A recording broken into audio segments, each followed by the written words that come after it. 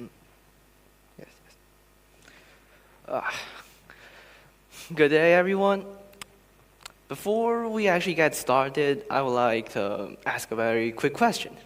Have anyone ever wondered about how might our consumption pattern be like in the future? Well, as an IBDP economics student, this question had puzzled me and interested me very much. Nowadays, I heard a very interesting topic, and I think it may be beneficial for understanding this question. So today, I'm going to introduce and explain this very interesting topic. China's pet market. Is it very shiny? Yeah. All of those fur babies, they are so cute, they just flash into our eyes and we just can't move our eye. I understand that.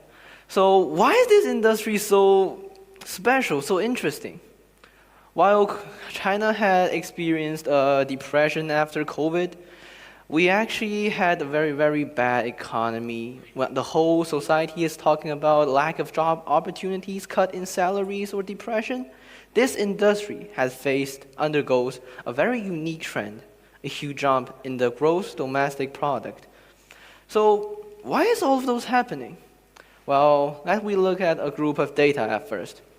As you can see on this presentation slide, there's a more than 5.7 growth in 2024, which makes the total gross domestic product of this industry reach 4.2 billion US dollar. Very impressive. Also, at the beginning of 2025, the amount of sale had exceeded double digit. More than 587 online shop had exceeded double-digit pre-sale. Last, due to a prediction done by the central bank by China, they predict that the total gross domestic product for this industry will exceed 6 million at the end of 2026. So what is the logic behind all of those very unique patterns? Well, after COVID, we had a very long time that we are living in segregation, both emotional and mental.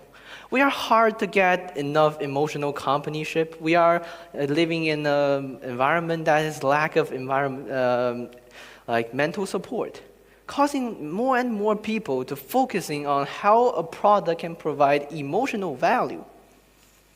Next page. Okay, so in this condition, people are starting to willing to get a brand new emotional support to substitute or to fill up the gap created by the COVID.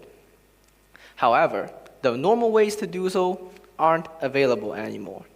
Babies are becoming more and more unaffordable because of the recessionary economy.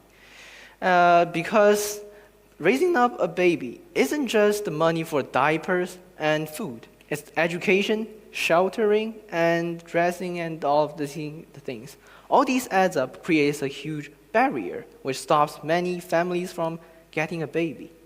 As I shown in this presentation slide, the fertility rate have dropped huge amount from 1.55 in 2018 to less than 1.1 in 2023. And then, this is not the only thing. So after the economy had such kind of thing, what people chose is to pick pets as a substitute to replace the emotional companionship. And people, due to an investigation done by myself, I analyzed the angle coefficient. It's not the angle for triangle. It's a very famous German statistician. And it is the percentage of food cost, of total cost. And it had dropped about 3% continuously year by year from 2023.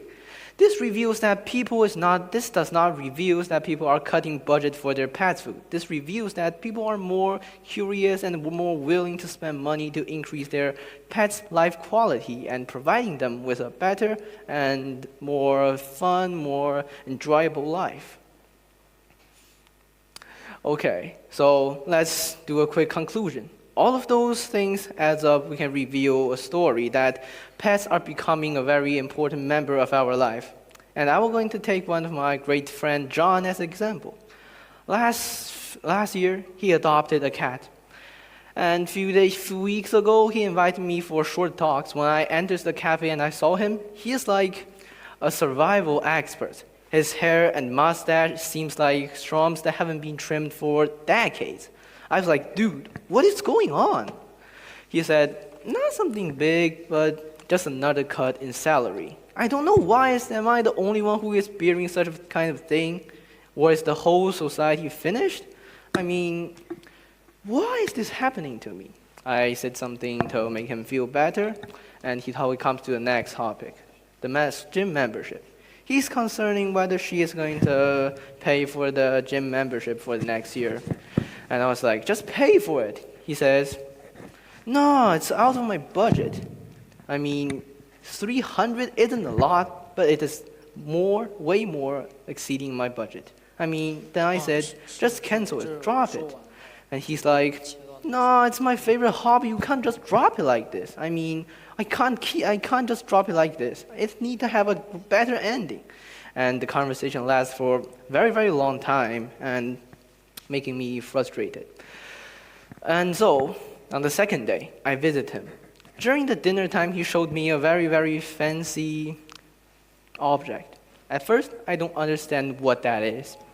After a short talk, he explained it to me. It's a water bottle for his cat. And he says, my cat never drinks from an immobile water source, so I buy this. And I was like, dude, that costs a lot. That looks something that costs billion. He said, it's not much, just 1,000 small portions of budget. I said, wow, you are buying your cat 1,000 object without a blink of eye, but you talked with me for more than 3 hours to discuss whether you should pay for the gym member. Like, why is all of those happening? In conclusion, people are treating themselves like a refugee, but making their pets feel so great.